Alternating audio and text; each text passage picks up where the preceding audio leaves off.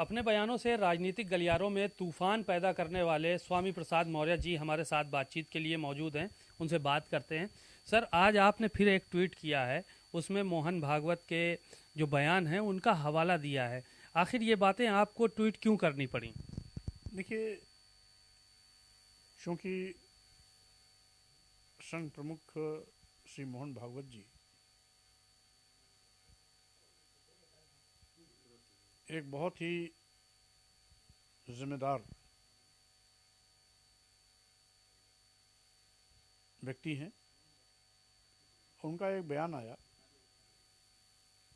कि अंग्रेज़ों के पहले इस देश में 70% लोग शिक्षित थे। सरासर झूठ है,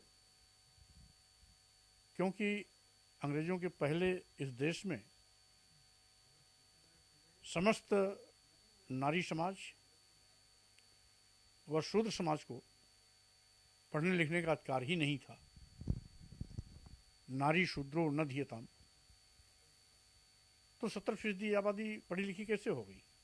देश की कुल आबादी की 50% केवल महिलाएं हैं। Schedule caste, schedule tribes, backward को लिया जाए तो करीब 85% ये लोग हैं। तो ये हो सकता है कि ब्राह्मणों में 70% शिक्षा रही हो, लेकिन शेष वर्ग तो शिक्षा से वंचित था।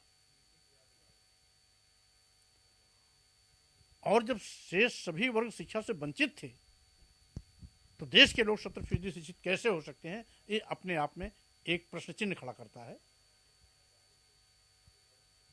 ये जगजाहिर है कि देश की महिलाओं और शूद्र समाज को शिक्षा का अधिकार दिलाने के लिए सामाजिक परिवर्तन के महानायक ज्योतिबा फुले जी, सावित्रीबाई फुले जी, छत्रपति साहू जी महाराज ने एक लंबा संघर्ष किया, जिसके चलते समय समय पर अंग्रेजों ने शासनादेश जारी कर महिलाओं को शिक्षा का अधिकार दिया, शूद्र समाज में आने वाली जातियों को शिक्षा का अधिकार दिया। और जब बाबा साहब डॉक्टर भीमराव अंबेडकर को भारतीय संविधान लिखने का मौका मिला, तो हर वर्ग को शिक्षा के अधिकार को मौलिक अधिकार के रूप में उन्होंने संविधान में स्थान दिलाया।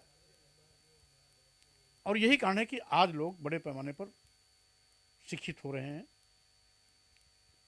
लेकिन भाजपा सरकार तो गरीब का बच्चा शिक्षा लेने ही ना पाए, शिक्षा का भी व्यवसायीकरण कर रही है, महंगी शिक्षा कर रही है। जितने केंद्रीय विश्वविद्यालय हैं, उसमें 400 गुना फीस की बढ़ोतरी करके गरीबों को शिक्षा से वंचित करने की कोशिश में लगी हुई है। इसलिए श्री मोहन भागवत जी का देश को गुमराह करने वाला बयान निंदनीय है, और इसीलिए मैंने अपने ट्विटर के माध्यम से उसका जवाब दिया। नारी शूद्रो न धीयताम, और इसके अलावा भी तमाम ऐसी चौपाइयाँ आप निकाल निकाल के ला रहे हैं, जिससे ये कहा जा रहा है कि आप लगातार एक किताब का जो है और एक धार्मिक ग्रंथ का अपमान कर रहे हैं। देखिए, ये बात तो पुरानी हो गई। हमने किसी कभी धर्म पर और किसी आराध्य पर, किसी धार्मिक पुस्तक पर कोई टिप्पणी की ही नहीं। मेरा पहले भी ये मंतव्य था, आज भी है, कि धर्म के नाम पर गाली देने की छूट हमारा संविधान नहीं देता है। धर्म के नाम पर किसी को अपमानित करना, किसी को प्रताड़ित करना, किसी को नीच कहना, किसी को अधम कहना, किसी के साथ भेदभाव करना, ये संविधान सम्मत नहीं है। इसीलिए तुलसीदास जी द्वारा लिखी जो महाकाव्य थी रामचरितमानस, उसके चौपाइयों के कुछ हिस्से को, जिससे देश की समस्त महिलाओं को प्रताड़ित किए जाने की बात की गई है, शूद्र समाज को प्रताड़ित करने की बात की गई है, शूद्र समाज को अपमानित करने की भी बात कही गई है, और शूद्र समाज में आने वाली जातियों को नाम लेकर के तेली, कुम्हार, सुपच, किरात, कोल, कलवार आदि नामों से नीच और अधम भी कहा गया है। तो हमने तो इस पर आपत्ति की। किसी को अपमानित करना, गाली देना, नीच कहना, अधम कहना, प्रताड़ित करना, अपमानित करने की बात करना, यह धर्म का हिस्सा है ही नहीं। अगर यह धर्म का हिस्सा नहीं है तो चोट किस बात का? अगर हम धर्म भी मान लें तो जो देश के 97% लोग अपमानित हो रहे हैं वो भी हिंदू धर्मावलंबी ही हैं, वो कोई गैर नहीं है। ये कैसा धर्म जो अपने ही 97% धर्मावलंबियों को नीच कहता हो, अधम कहता हो, प्रताड़ित करने और अपमानित करने की बात करता हो, तो स्वाभाविक रूप से ये धर्म नहीं है, ये अधर्म है। एक सवाल ये था कि आपके जो ट्वीट्स आते हैं, आपके जो बयान होते हैं, उसमें कहीं ना कहीं ब्राह्मण जो है वो टारगेट में रहता है। आज भी जो है वो आपने लिखा कि मोहन भागवत का जो बयान आया है उसमें हो सकता है कि 70% ब्राह्मण जो है वो शिक्षित रहे हों, बाकी नारी शूद्रो न धीयताम, ये शब्द आपने कोड करके जो है वो ये कहा कि इन लोगों को पढ़ने का अधिकार नहीं था। तो ब्राह्मण क्यों टारगेटेड रहते हैं? हम वही कहा है जो सत्य है, उसमें केवल ब्राह्मणों को ही पढ़ने लिखने का अधिकार था। क्षत्रियों को शस्त्र अस्त्र चलाने का अधिकार था, व्यापारी वर्ग को उनकी अपनी व्यापारिक भाषा लिखने का अधिकार था, शूद्रों और महिलाओं को बिल्कुल पढ़ने लिखने का अधिकार ही नहीं था। जब अधिकार ही केवल एक वर्ग विशेष को था तो दूसरे शिक्षित हो कैसे सकते हैं? जिसको अधिकार था वही शिक्षित माना जाएगा, वही शिक्षा लेगा। तो उनके 70% आंकड़े का मतलब है उसमें ब्राह्मणों को पढ़ने लिखने का अधिकार था, तो 70% ब्राह्मण पढ़े लिखे हो सकते हैं, यह सच माना जा सकता है। लेकिन देश के सभी लोग 70% की श्रेणी में नहीं आते, क्योंकि देश की सभी महिलाओं को पढ़ने लिखने का अधिकार नहीं था, शूद्र समाज को पढ़ने लिखने का अधिकार नहीं था। इनको तो पढ़ने लिखने का अधिकार अंग्रेजी हुकूमत ने समय समय पर शासनादेश जारी करके दिया। तो स्वाभाविक रूप से जो गलत है उसे गलत कहा जाएगा, जो सच है उसे सच कहा जाएगा। यद्यपि मैं किसी जात का विरोधी नहीं हूं, मैं व्यवस्था का विरोधी हूं, मैं ब्राह्मण का भी सम्मान करता हूं, लेकिन जो व्यवस्था है जिसने ब्राह्मण, क्षत्रिय, वैश्य, शूद्र बांट करके सभी वर्गों में ऊंच नीच का भाव पैदा किया, किसी को पढ़ने का अधिकार दिया, किसी को धन धरती शिक्षा से वंचित किया, तो स्वाभाविक रूप से इस व्यवस्था का मैं विरोधी जरूर हूं। एक सवाल ये था कि समाजवादी पार्टी के मुखिया को आज प्रदेश सरकार के डिप्टी सीएम ने टारगेट किया और कहा कि जो भ्रष्टाचार में आकंठ तक डूबे हुए लोग थे वो चिट्ठियां लिख रहे हैं प्रधानमंत्री को कि विपक्ष के नेताओं को परेशान किया जा रहा है, लेकिन हमारा जो हंटर है सरकार का वो भ्रष्टाचार के खिलाफ चलता रहेगा और हम लोग भ्रष्टाचारियों के ऊपर कार्रवाई करते रहेंगे। देखिए, उत्तर प्रदेश में वर्तमान में योगी जी की सरकार दोबारा सत्ता में है। अगर सही में भ्रष्टाचार हुए थे तो 5 साल में भ्रष्टाचार उजागर क्यों नहीं हुए? और आज जो बड़े पैमाने पर भाजपा सरकार आकंठ भ्रष्टाचार में डूबी है, एक वर्ग विशेष के लोगों की तैनाती यूनिवर्सिटीज के प्रोफेसर में, वाइस चांसलर में, reader, associate professor, assistant professor में, और यहां तक कि अब तो भेदभाव होने लगा विश्वविद्यालयों में के एडमिशन में। अभी अभी बीएचयू आईआईटी के पोस्ट ग्रेजुएशन में 8 बच्चों का दाखिला होना था, उनकी मेरिट भी बन के आ गई। उस 8 में एक बैकवर्ड क्लास का भी छात्र था, प्रजापति, उसको रिजेक्ट कर दिया गया। शेष 7 सवर्ण थे, उन सबका एडमिशन ले लिया गया।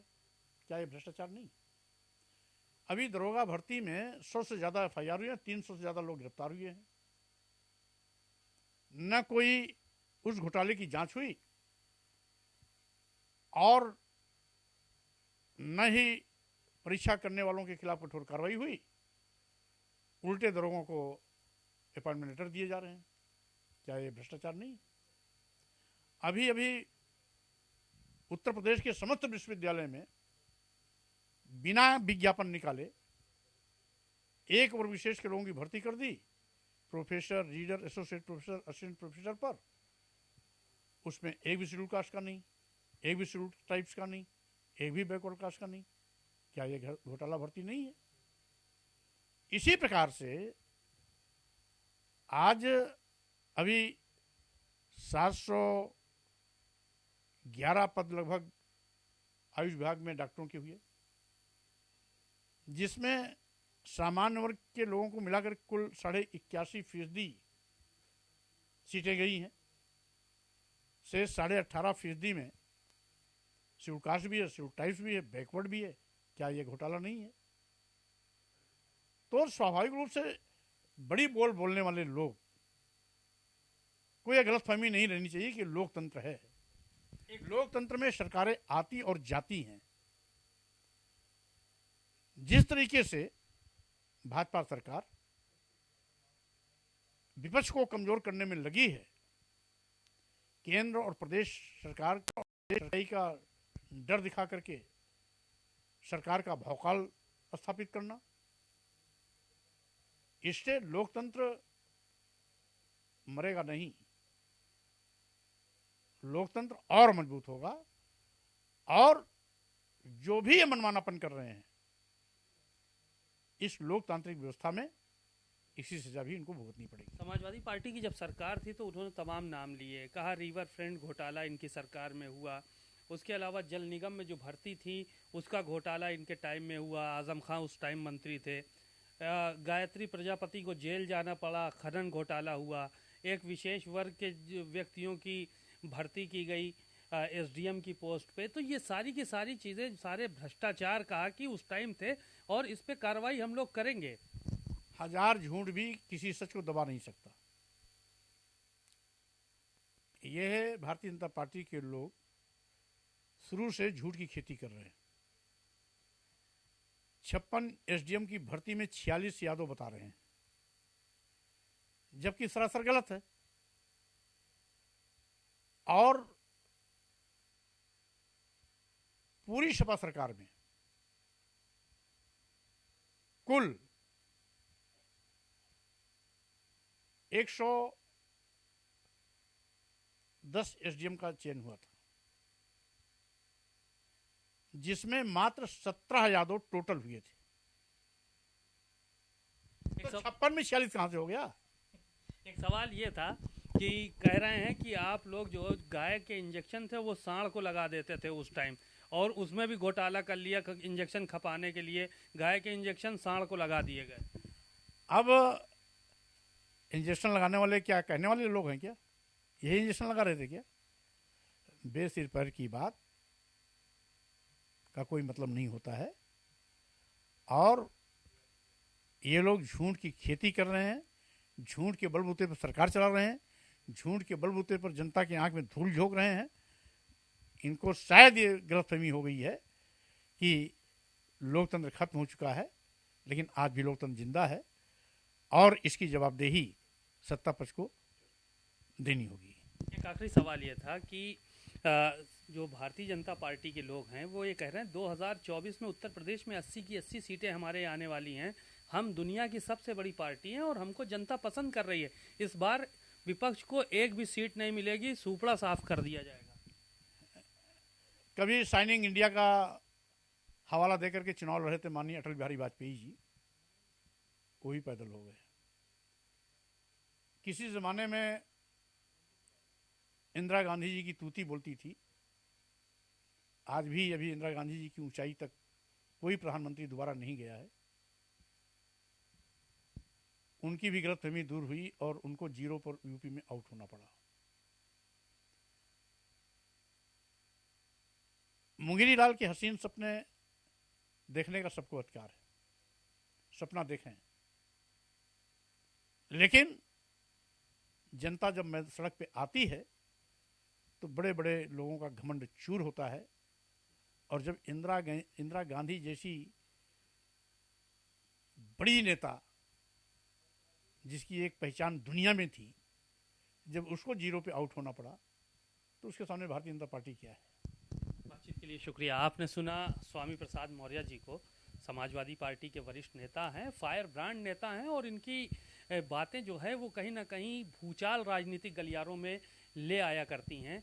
आज उन्होंने भारतीय जनता पार्टी पर निशाना साधा और मोहन भागवत द्वारा दिए गए बयान का भी पुरजोर विरोध किया। कैमरामैन सौरभ के साथ सीमा नकवी, भारत समाचार, लखनऊ।